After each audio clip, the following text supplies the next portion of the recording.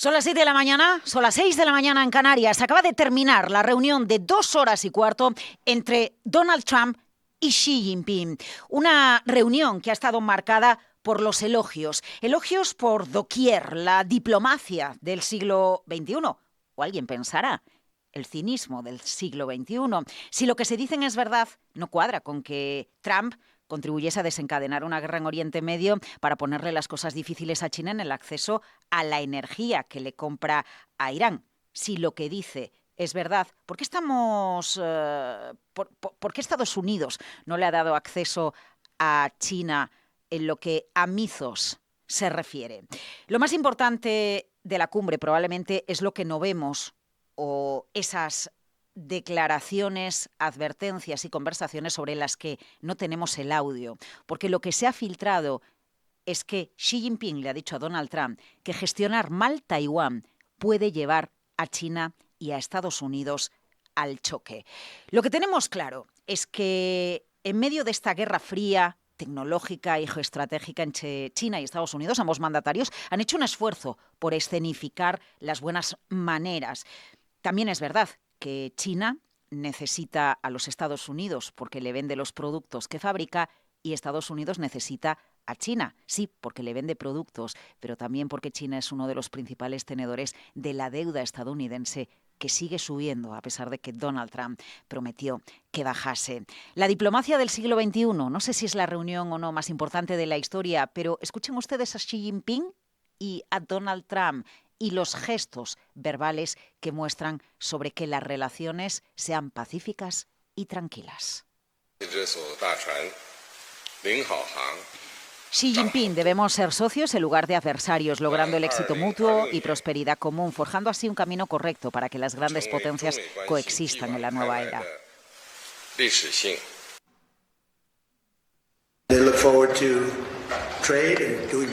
Están deseando comerciar, dice Donald Trump, y hacer negocios. Por nuestra parte es totalmente recíproco. Así que tengo muchas ganas de que lleguen nuestras conversaciones. Una gran conversación. Hay quienes dicen que quizás es la cumbre más importante de la historia. No recuerdan nada parecido. Puedo decir que Estados Unidos, que la gente no habla de otra cosa. Es un honor estar con ustedes.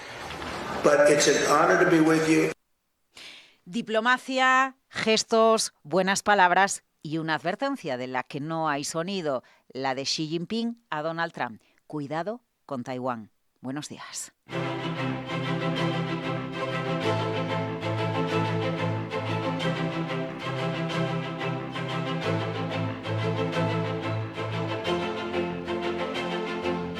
Capital, la bolsa y la vida.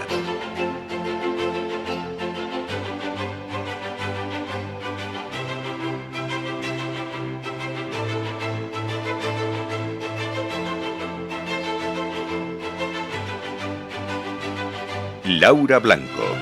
Muy buenos días. Ha terminado la reunión de 2 horas y cuarto entre Donald Trump y Xi Jinping. Viaje histórico, buenas palabras, buenas maneras, la diplomacia del siglo XXI. Todos sabemos que hay una guerra fría desencadenada en el ámbito tecnológico, estratégico, energético entre ambas potencias. Pero el viaje del presidente de Estados Unidos a China intenta escenificar las buenas maneras para que el mundo se calme, y eso es lo que está sucediendo. Lo importante, lo interesante es lo que no vemos, lo que no escuchamos y lo que no sabemos, lo que se filtra. Bueno, pues quizás lo más importante, porque es uno de los puntos de fricción más calientes del planeta, la advertencia que Xi Jinping le ha realizado a Donald Trump sobre la gestión de Taiwán. Gestionar mal Taiwán, le ha dicho, podría llevar a China y a Estados Unidos al choque.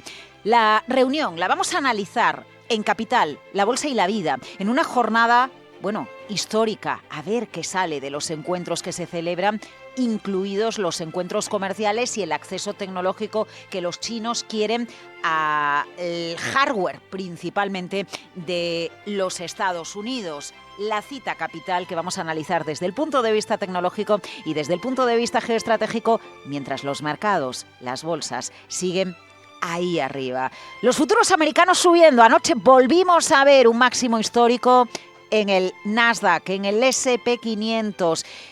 Y en las bolsas asiáticas el mercado está que arde. ¿Saben ustedes? Sobre todo, está que arde en Corea del Sur.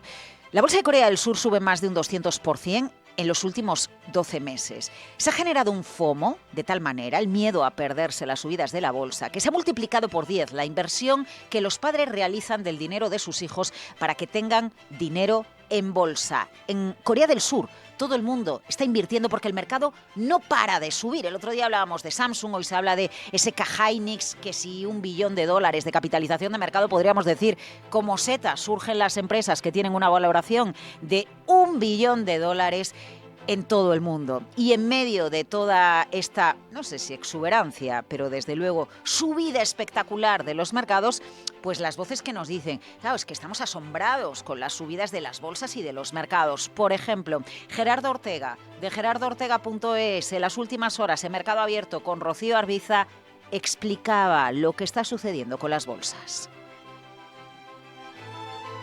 Se habla de una subida insana, como demasiado... Yo más que insana, lo que tengo la sensación de que, como estábamos ajustándonos a lo que está pasando en Oriente Próximo con todo lo relativo al petróleo y tal, y siempre estamos buscando una excusa para poder justificar lo que no terminamos de entender, que son estas alzas tan extraordinarias, pues entonces nos agarramos a ellas, y entonces cuando viene el mercado y te vuelve a arrasar por la parte de arriba, pues utilizamos esos argumentos, ¿no? ¿Por qué el mercado no está cotizando ningún riesgo? Fíjense, el petróleo sigue por encima de los $100 el barril. Estados Unidos, Europa sigue sin transitar apenas petróleo, materias primas por el estrecho de Hormuz, pero el mercado a lo suyo, el mercado a las compañías. El caso más emblemático de las últimas horas, el de Cisco. El gigante tecnológico publicó resultados anoche. Crecimiento brutal de su beneficio. Anuncio de despidos y la compañía subió fuera de hora más de un 15%. A zona de máximos históricos, porque el mercado lo premia todo, lo compra todo cuando hablamos de inteligencia artificial y demás inversiones. Hay un nuevo hombre en los mercados, se llama Kevin Warsh. El Senado americano lo ha ratificado como presidente de la Reserva Federal de los Estados Unidos. Difícil tiene bajar los tipos de interés, y más después de los datos no solo de IPC, sino de precios al productor que se publicaban ayer en Estados Unidos. La inflación está desatada en la primera economía del mundo. Lo que se da por hecho que intentará hacer Warsh es reducir el balance de la Fed, que es una manera de reducir la liquidez en el mercado. Veremos cuál es el impacto que tiene todo esto en esos mercados que están en máximos históricos. Desde Capital Radio, el análisis con Diego Barnuevo, con Rocío Arbiza, advertía sobre la política macroeconómica monetaria que va a traer Warsh. Warsh es un candidato más abierto a recortar que Powell, aunque realmente nosotros no creemos que su nombramiento vaya a alterar significativamente la senda de tipos, y esto es por una simple razón, y es que Warsh al final del día representa un único voto dentro de un comité más amplio de 12 personas, que de por sí está cada vez más dividido, y lo hemos observado en la última reunión de política monetaria. Hemos observado más voces hawkish como van emergiendo poco a poco, y vemos realmente difícil que consiga persuadir al resto de miembros para bajar los tipos este año.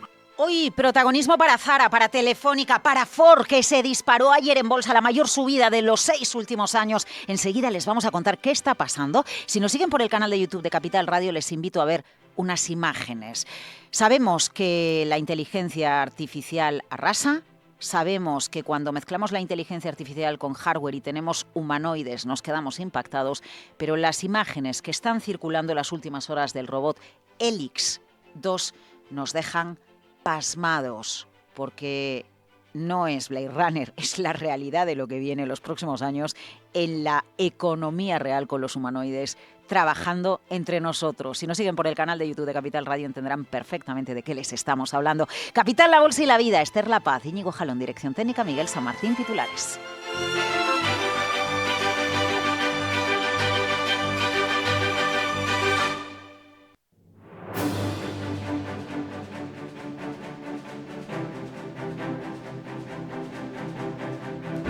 Miguel San Martín acaba de concluir la reunión en el Gran Palacio del Pueblo de Pekín entre el presidente chino Xi Jinping y el de Estados Unidos Donald Trump, el comercio, Irán y Taiwán, temas centrales.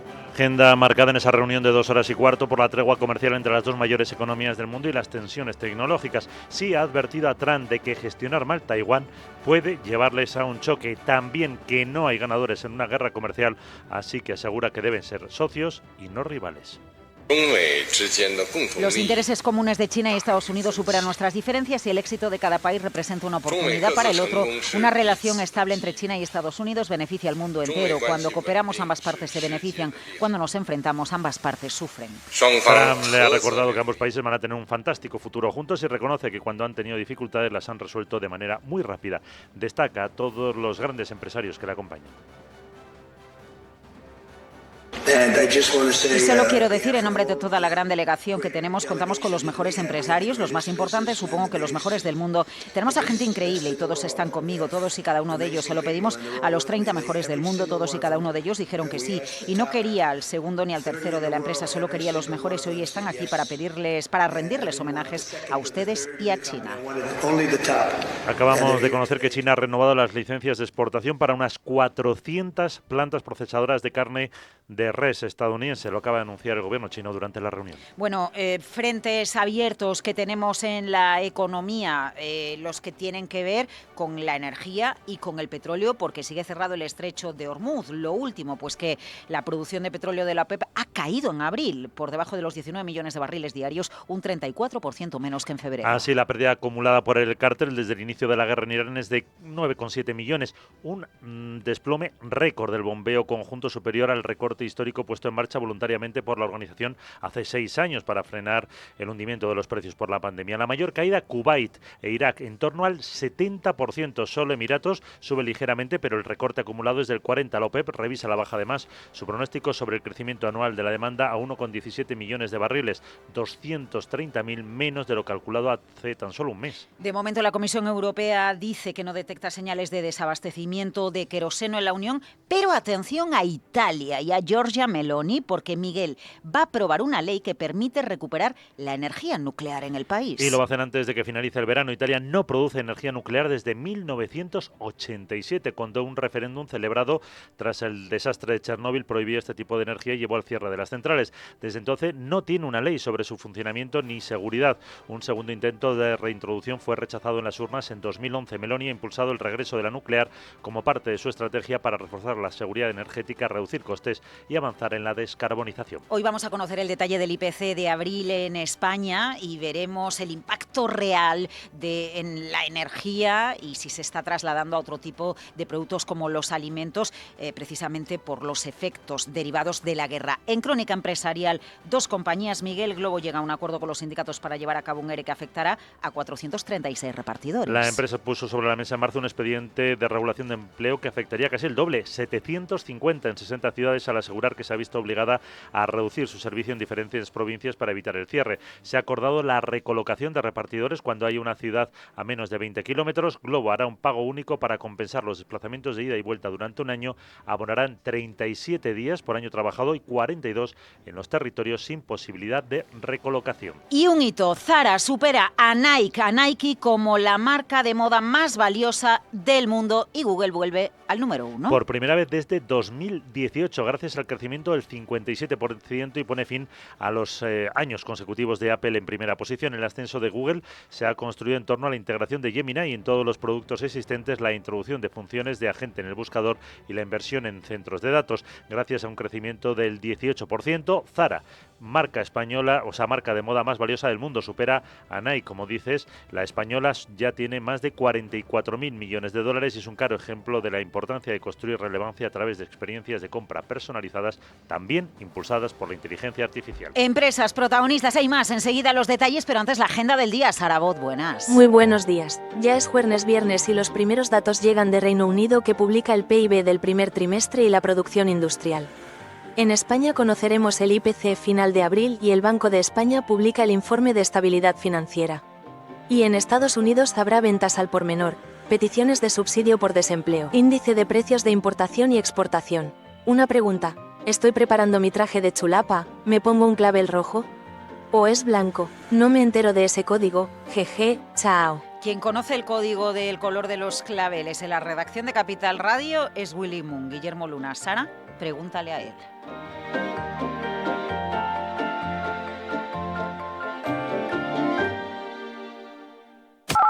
Capital, La bolsa y la vida.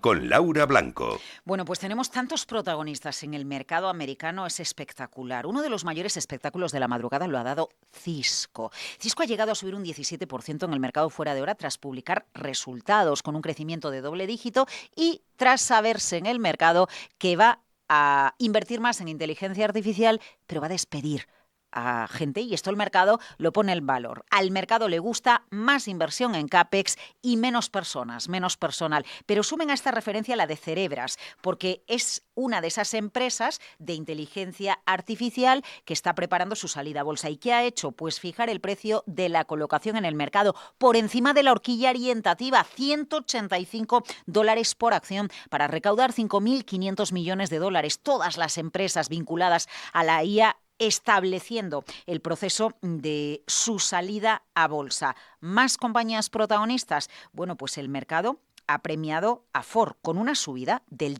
13% para el gigante automovilístico en la bolsa americana, porque los inversores han decidido aplaudir su nuevo negocio de almacenamiento de energía. Está que arde el mercado de los Estados Unidos. Fíjense ustedes que en medio de toda esta subida, y vamos a rescatar unas declaraciones de Gustavo Martínez, que nos acompañaba en las últimas horas en Capital Radio.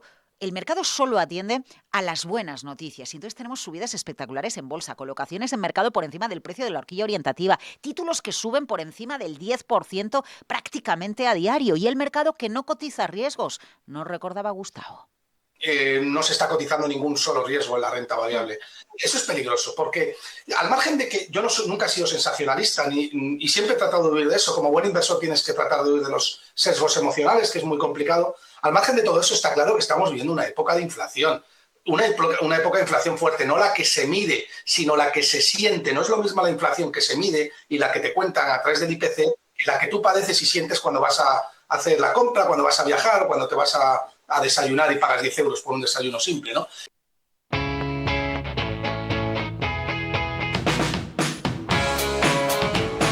La economía despierta. Capital Radio. Capital. La bolsa y la vida. Con Laura Blanco. Pues estamos pendientes de la tecnología. ¿Qué sale? ¿Qué va a salir? ¿Qué ha salido del encuentro entre Donald Trump y Xi Jinping en materia tecnológica? Enseguida lo vamos a analizar en Capital, la bolsa y la vida. Una de las claves tecnológicas del momento es el daño que Mizos o los riesgos que Mizos puede destapar en todos los sectores del mundo, incluido el bancario, el financiero, y más allá de China, lo que tenemos, Luis Vicente Muñoz, es a un sector financiero en Europa preocupado y mucho por ese software de Anthropic. Cuéntanos. Muy buenos días. No habíamos visto a la banca como una infraestructura crítica tan claramente como hoy y con su propio desafío geopolítico, y eso que ya sufrimos su impacto sistémico con la crisis financiera del año 2008. En particular, los ejecutivos de los grandes bancos europeos están ahora mismo en modo pánico y urgencia ante la brecha abierta por el increíble Mythos, el agente de inteligencia artificial de Anthropic que ha puesto al descubierto más agujeros de seguridad de los que pensaban podían existir. Ya pidieron los bancos europeos socorro a la Comisión Europea y el Eurogrupo pidió incluso a Estados Unidos que les permitiera acceder a ese inquietante programa. Sin respuesta. El Banco Central Europeo también ha levantado la voz. El presidente del BUBA, del Bundesbank, Joachim Nagel, ha exigido un campo de juego equilibrado. No puede ser que solo un selecto club de instituciones, sobre todo estadounidenses, controle esta tecnología de frontera. Y para mayor preocupación de los europeos, en el otro lado del mundo, los megabancos japoneses sí que parecen haberlo conseguido. Mitsubishi, Mitsui, Mizuho están a punto de acceder a Mythos este mismo mes. FINMA, el supervisor suizo, ha advertido por su lado que un acceso masivo y simultáneo podría dejar expuestos a la vez a casi todos los sistemas bancarios del mundo. En esta marginalidad acaba de producirse un movimiento alternativo interesante. Según está adelantando Bloomberg, varias entidades del continente están negociando con la francesa Mistral AI el despliegue de un nuevo modelo específicamente diseñado para bancos que no tienen acceso a Mythos. En este tablero la jugada de Mistral es puro diseño. ofrecer a los bancos europeos una IA avanzada que puedan desplegar dentro de sus propios sistemas, manteniendo los datos en casa y bajo jurisdicción comunitaria, en lugar de depender de servicios en la nube controlados desde Silicon Valley, es decir, una alternativa de soberanía digital europea. La startup francesa ya había lanzado este mismo año una suite de servicios financieros pensada para proteger datos, para automatizar también tareas internas, y ahora está acelerando posicionarse como la respuesta europea frente a mitos. No es solo quien tiene mejores defensas contra los hackers, no es solo esto, sino quien controla la próxima generación de infraestructuras críticas de la banca. En esta batalla, los acuerdos de Anthropic y el avance de Mistral están marcando hoy una clara línea de fractura entre las grandes potencias financieras de Estados Unidos, Europa y Japón, mientras que el resto de los actores están mirando desde la barrera y, de momento, fragmentación, el signo de nuestro tiempo. Fragmentación es una palabra que nos sigue acompañando en Europa. Luis Vicente Muñoz, gracias. A las 8 de la mañana con todas las claves de ese encuentro Donald Trump-Xi Jinping.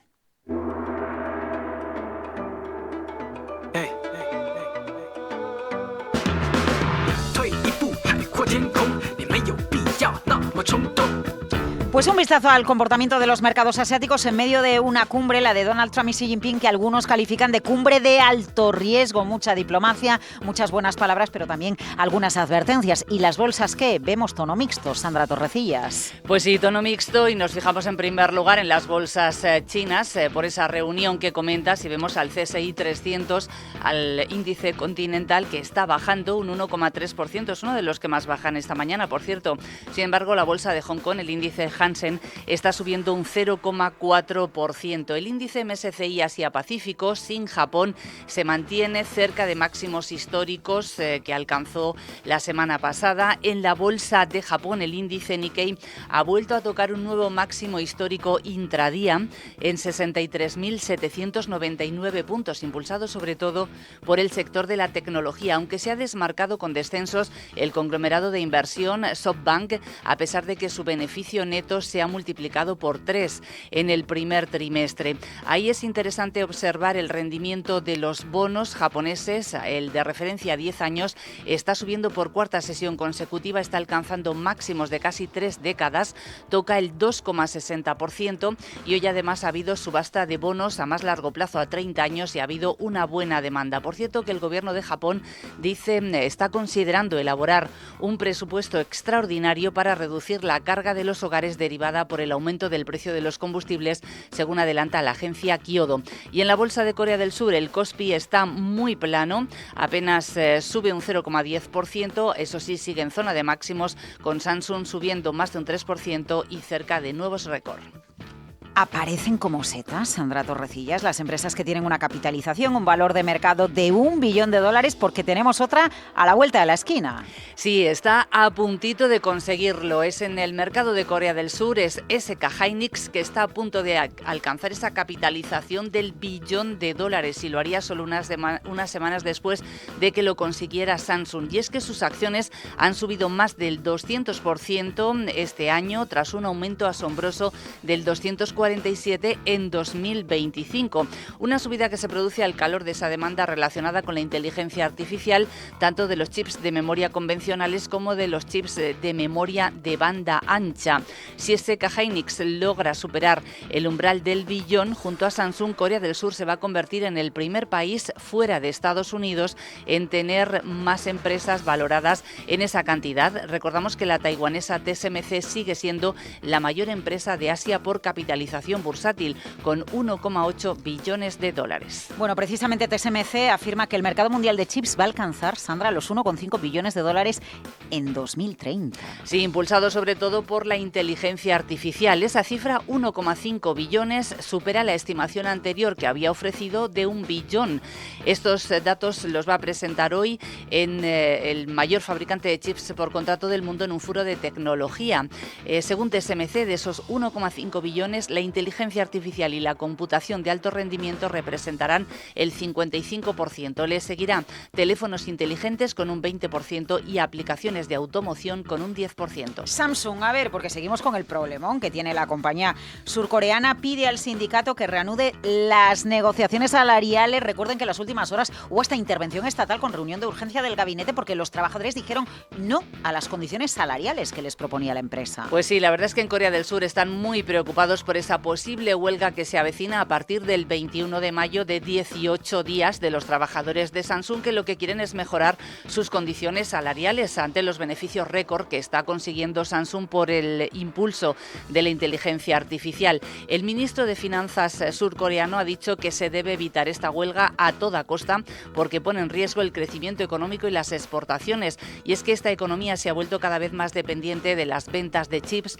Los semiconductores representan el 37% de las exportaciones del país. Son datos del mes de abril, frente al 20% que representaban el año anterior. La empresa ha pedido a los sindicatos que vuelvan a reunirse. La Comisión Laboral del país les ha pedido que se sienten este sábado con la mediación del Gobierno. ¿Alguna referencia más, Sandra, rápidamente? Pues tenemos varias. Vamos a seleccionar. Honda acaba de presentar resultados, pérdidas anuales de casi 2.300 millones tras cancelar varios modelos eléctricos. La China XPeng estaría en conversaciones con Volkswagen y otros fabricantes de automóviles para comprar una fábrica en Europa, según Financial Times. Sandra Torrecillas, muchas gracias. Vamos a la tecnología.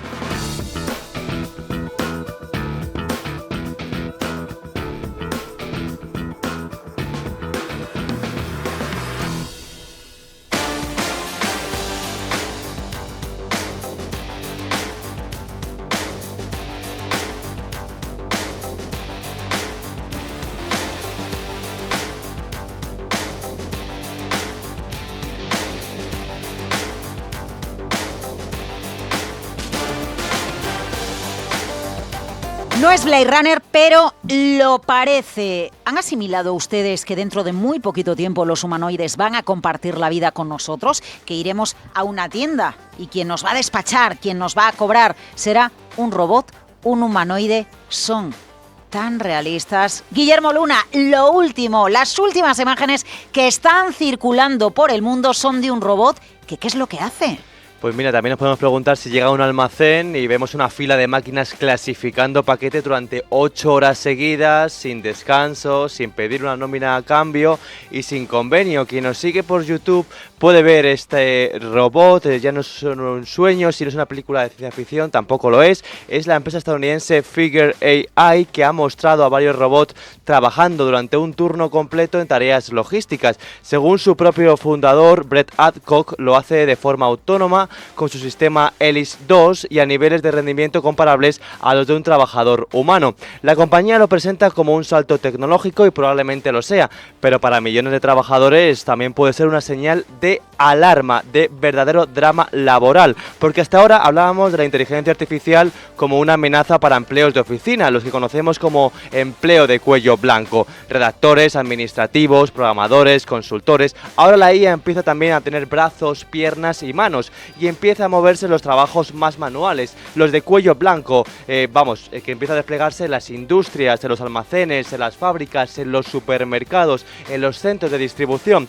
El atractivo para las empresas es evidente porque son máquinas que pueden trabajar turnos largos, repetir tareas sin cansancio y, si el coste baja lo suficiente, sustituir puestos enteros en actividades repetitivas. Para los inversores puede ser también una nueva frontera de productividad, pero para el mercado laboral un drama de primer orden. Conviene ser prudentes, Laura, esta sigue siendo una demostración de empresa, un vídeo lanzado por el propio CEO y no es de momento una prueba independiente en condiciones reales masivas, pero la dirección del viaje es clara. Los robots van a llegar al trabajo, sea más manual o más mental. La pregunta que nos tenemos que hacer ahora es ¿qué haremos o qué somos capaces de hacer cuando la inteligencia artificial esté de lleno en nuestro día a día, sea nuestra propia compañera en nuestro asiento? Claro, porque ahora tenemos como compañera a la inteligencia artificial, pero ¿y si vamos al supermercado y en lugar de cobrarnos una persona, nos cobra un humanoide? ¿Qué harán las empresas? ¿Despedirán a personas?